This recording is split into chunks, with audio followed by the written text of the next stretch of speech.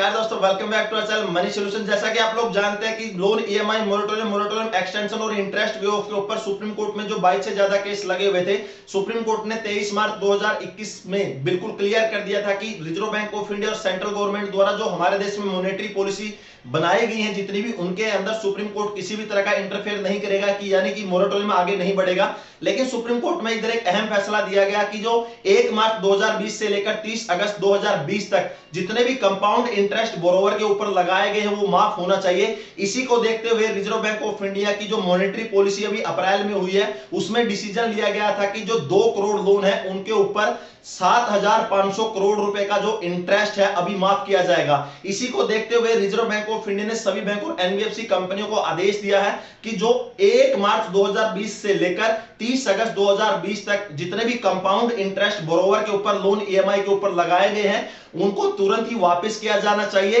जिसमें reserve bank of India ने कहा है कि जो जितना भी जो कंपाउंड इंटरेस्ट माफ होगा, या तो बोरोवर का जो नेक्स्ट ईएमआई आ रहा है उसके अंदर उसको एडजस्ट कर दीजिए, यानी कि जो भी नेक्स्ट ईएमआई आपका आएगा उसके अंदर से कंपाउंड इंटरेस्ट माइनस हो जाएगा, या फिर कैशबैक के रूप में जितना भी कंपाउंड इंटरेस्ट है बोरोवर के अकाउंट में वापस क्रेडिट कर दीजिए। तो अगर इस सब देखते हुए रिजर्व बैंक ऑफ इंडिया ने 7,500 करोड़ रुपए है जो माफ किए हैं 2 करोड़ लोन के ऊपर। जैसा कि आप लोग जानते हैं कि क्रेडिट कार्ड के ऊपर 1 मार्च 2020 से लेकर 30 अगस्त 2020 तक एक्स ग्रेशिया नाम से कैशबैक दिया गया था, यानी कि अगर इस दौरान किसी भी बोरोवर ने अगर या क्रेडिट कार्ड यूजर ने अगर अपना अमाउंट कुछ भी स्पेंड किया, उसको टाइमली पे किया है, या फिर अगर उसको क्रेडिट कार्ड की कोई भी आउटस्टैंडिंग थी उसके ऊपर एक्स ग्रेशिया दिया गया था, आपको भी पता होगा। प्लीज आप कमेंट सेक्शन में कमेंट जरूर कीजिएगा कि अगर आपका भी कोई क्रेडिट कार्ड था, क्या आपको एक्स ग्रेशिया मिला है, और मिला है तो कितना मिला है। रिजर्व बैंक ऑफ इंडिया ने सुप्रीम कोर्ट के आदेश की पालना करते हुए जितने भी कंपाउंड इंटरेस्ट है 6 महीने के मोरेटोरियम पीरियड के दौरान,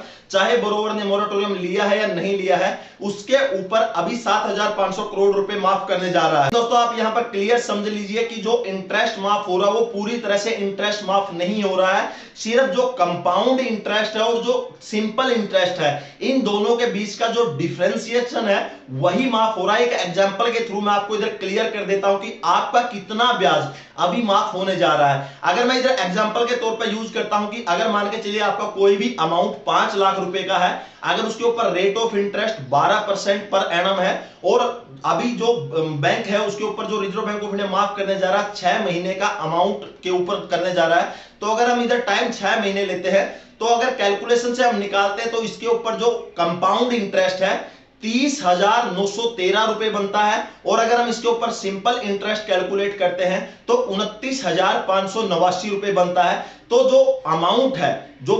बैंक अभी माफ करने जा रहा है, इन दोनों का डिफरेंशिएशन है, इन दोनों के बीच का गैप है। तो इधर अगर आपका 5 लाख रुपए का लोन है तो उसके ऊपर 1,324 रुपए आपके जो माफ होंगे वो नेक्स्ट ईएमआई में सेटल हो जाएंगे। नेक्स्ट एग्जांपल फिर मैं आपका और एक कंपाउंड इंटरेस्ट के तौर पर बताता हूं। यदि आपका अमाउंट 5 लाख रुपए का है और अगर उसके ऊपर rate of interest 15% per annum है, टाइम इधर 6 मंथ रहेगा क्योंकि मोरेटोरियम 6 महीने के लिए आरबीआई ने दिया था। इसके ऊपर अगर हम कंपाउंड इंटरेस्ट यानी चक्रवर्ती ब्याज कैलकुलेट करते हैं तो 38,933 रुपए बनता है। अगर हम इसके ऊपर सिंपल इंटरेस्ट कैलकुलेट करते हैं तो 36,986 रुपए बनता है। तो अब जो माफ होगा वो 38,933 माइनस 36,986, तो इधर 1,947 रुपए माफ होगा। तो दोस्तों जो ये बहुत सारे कंफ्यूजन थे, सिर्फ कंपाउंड इंटरेस्ट और सिंपल इंटरेस्ट के बीच का जो गैप है यानी जो माइनस है वही माफ होगा। इधर जैसे एक्स ग्रेशिया मिला था, इधर क्लियर हो गया रिजर्व बैंक ऑफ इंडिया द्वारा।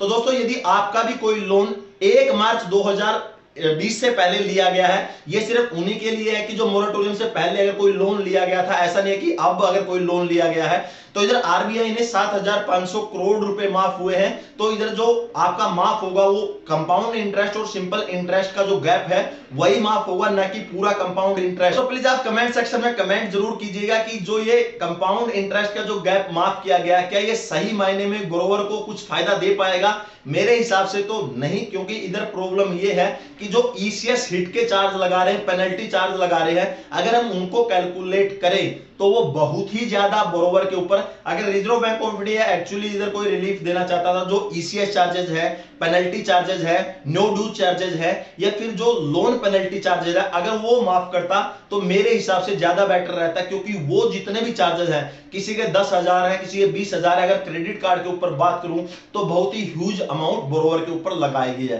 तो दोस्तों इतना ही अमाउंट आपका एज ए कैशबैक या फिर नेक्स्ट ईएमआई में सेटल होगा। फाइनली आपको वीडियो कैसी लगी, अगर अच्छी लगे तो प्लीज लाइक जरूर करके जाइएगा, कोई कमेंट है तो कमेंट सेक्शन में कमेंट कीजिएगा, और इसी तरह से नॉलेजेबल टॉपिक पर वीडियो पाने के लिए चैनल सब्सक्राइब कीजिए। तो दोस्तों नेक्स्ट वीडियो के लिए तब तक जय हिंद, वंदे।